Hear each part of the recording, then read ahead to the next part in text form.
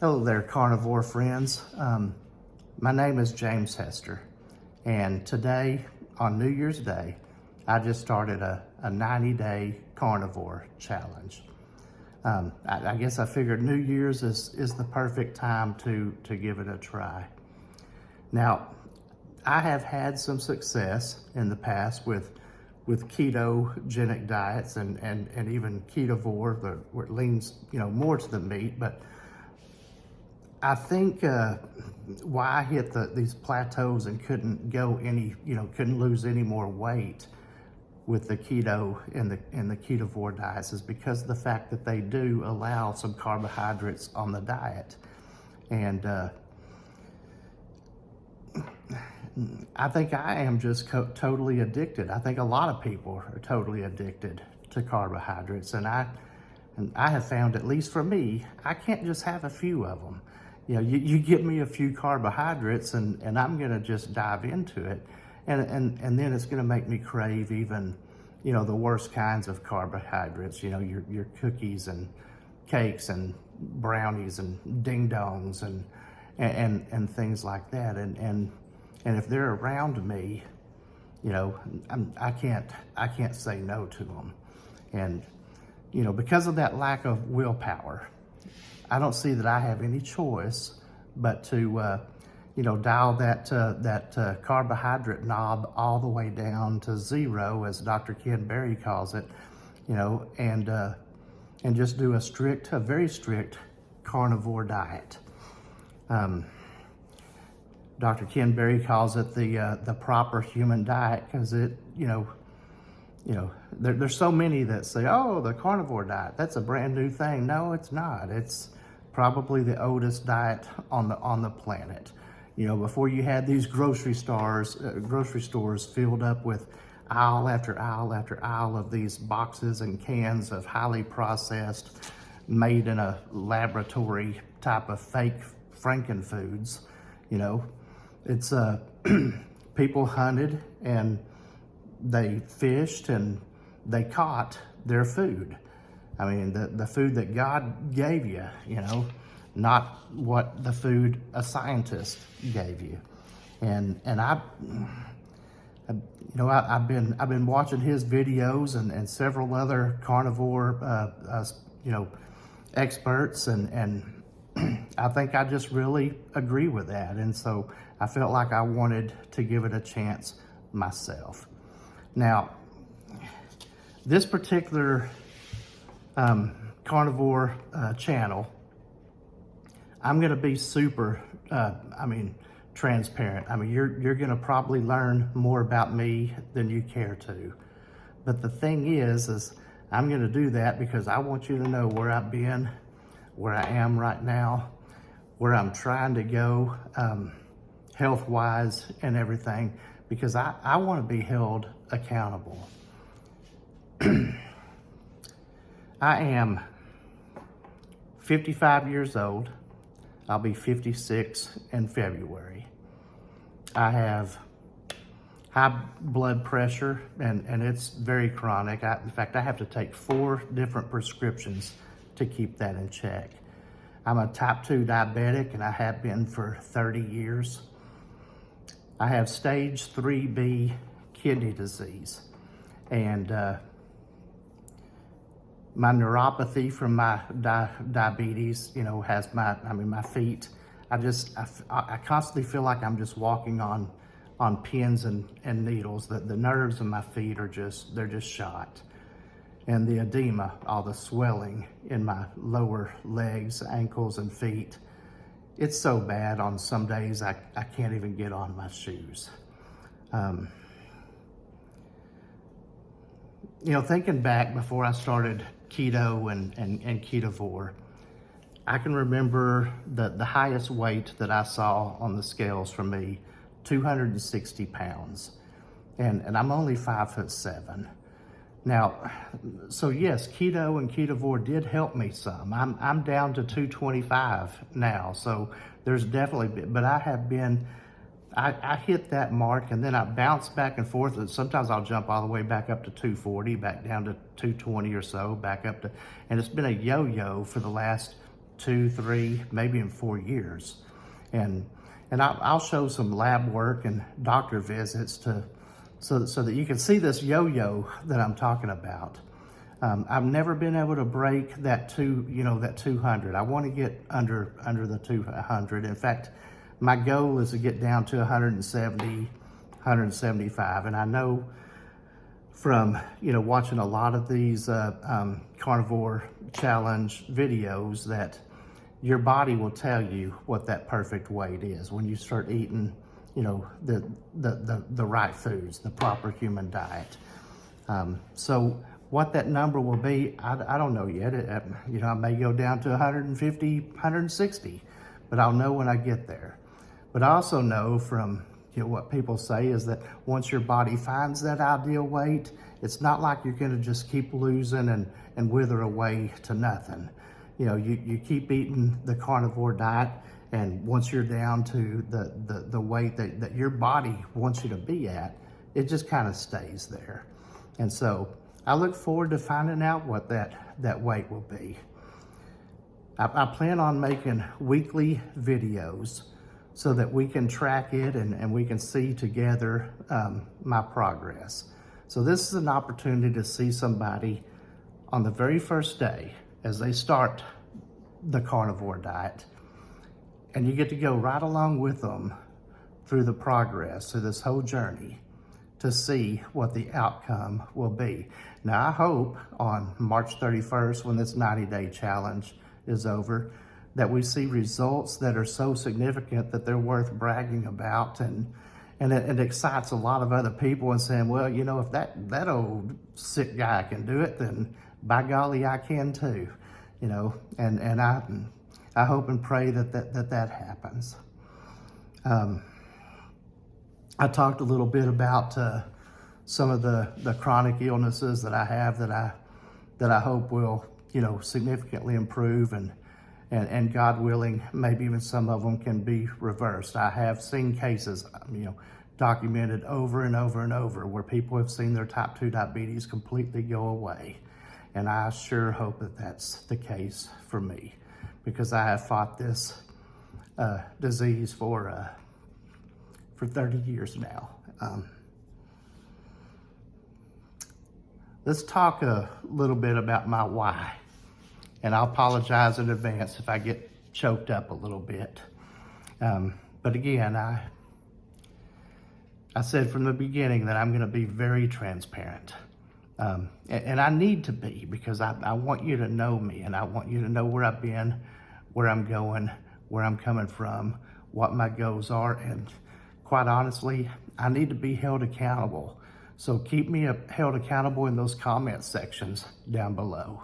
If you see me straying away and giving in, by golly, give me a kick in the butt like a good coach would, And if you join in on the comments and you choose to go on this journey with me, I'll be honest with you as well, and I'll give you the same encouragement and the same kick in the butt along the way if you need it. We'll do this together, okay?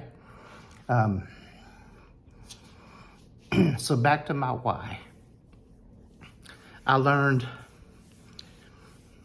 I'm gonna have to tell you a little story to get into this. I learned about 13 years ago the importance of having a why. My wife and I got married a little late in life, and we decided that we wanted to build our family through adoption. And I'll never forget the day that we got the call from the children's home and said, we have 4 kids, a sibling group, 2 boys and 2 girls that we think would be a perfect match for you.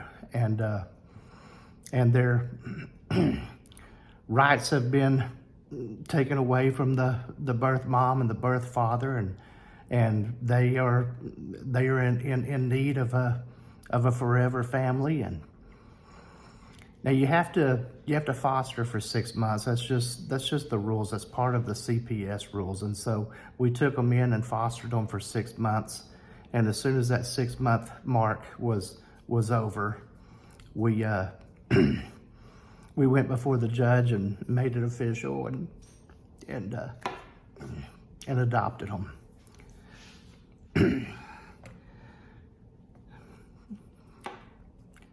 But I need to tell you that I was a 20-year smoker.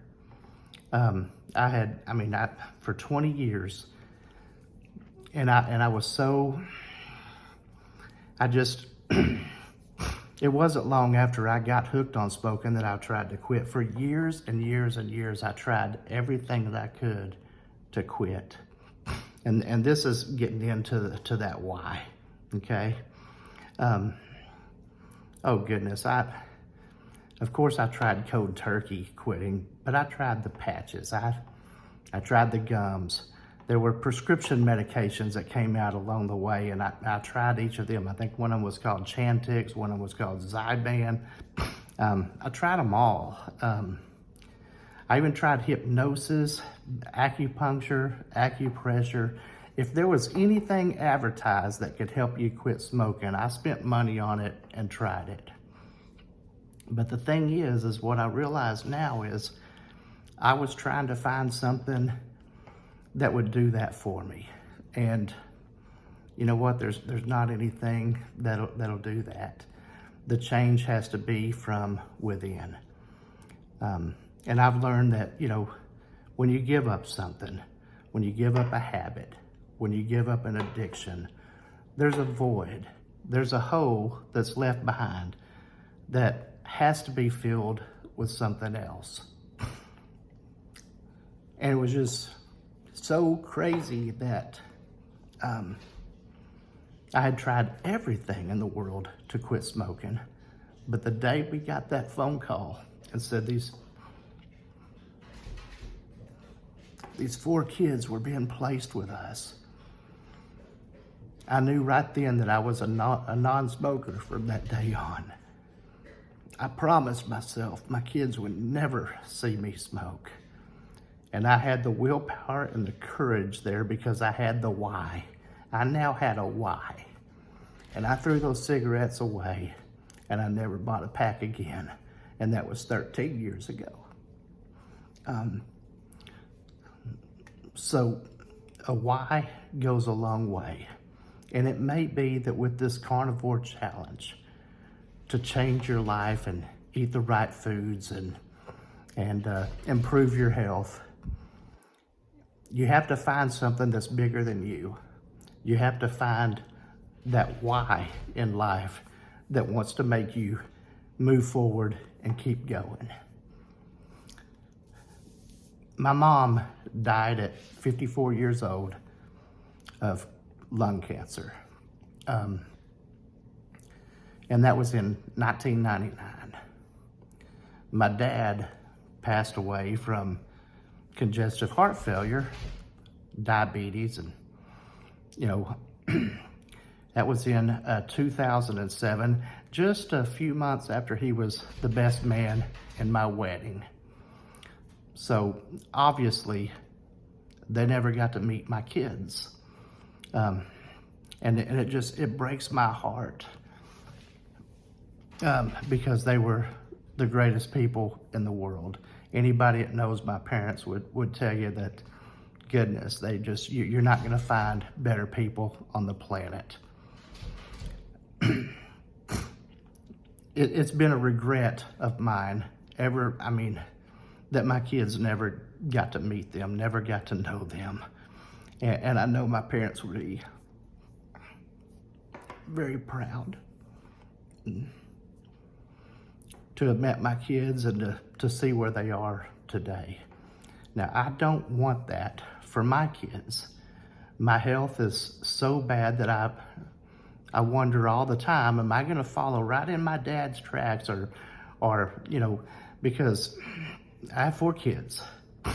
And when we adopted them, they were 2, 3, 5, and 6.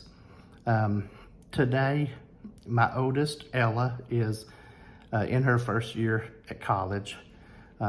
David is a senior in high school. Isabel is a junior in high school. and Philip is a freshman in high school.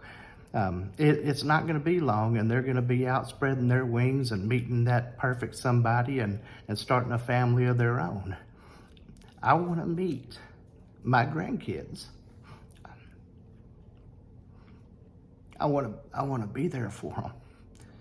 And I would never wish on my kids what I went through, just being deprived of getting to witness that relationship between my kids and their grandparents. All they have are the stories and the photographs, and that's it. So this is something that I have to do. I owe it to my kids, and I owe it to my wife, and I owe it to myself. I know so many people say, oh, you inherited, and I do. I have a lot of the same illnesses that my father had. There's no doubt about it. But I don't think we really inherit the chronic disease. I think we inherit the lifestyle, the habits, the ways that we eat. Growing up and eating the same things, the chicken fried steaks and goodness, it was my dad's favorite food. It was my favorite food. And I look like him, I talk like him, I walk like him, and I have all the ailments that my dad had. And again, it's not because I inherited those ailments, it's because I inherited the things that he did, the way he approached life. We get thrown this standard American diet that says grains are good, and they're just not. So I inherited that lifestyle, which gave me the same illnesses that my dad had. And it's time to get my health back on track. It's time to get laser focused, and I know that I can. Let's use this channel to help each other. Comment down in the comments. We can make it like a little carnivore community. And whether you're brand new to carnivore, whether you're just thinking about trying it, maybe you're thinking about trying it and you say, I want to see what it does for some. Well, here's your chance. You get to see me on day one. And again, I'm going to be doing weekly videos. This week, I'll probably put out a couple more because there's so much more I want to share with y'all. But I don't want to go too long on this first video. And so I may put out a couple more little short videos so you can see some of my labs where I'm starting out and things of that sort. So, hey, click the subscribe button so you can follow me, and we can work together on this journey. And click like, because that all helps kind of move this video up to the top where more people can see it and experience it, and maybe we can help more and more people, try this journey of the proper human diet. That's all I've got for today. Again, this was just kind of introducing myself and telling you why I have to do this. And I am so appreciative that you watched this first video of mine. It means so much to me. And I really hope that you'll subscribe and follow me on this journey, and let's work together on this. So goodbye for now. Thank you very much. And I'll talk to you again soon. Bye-bye.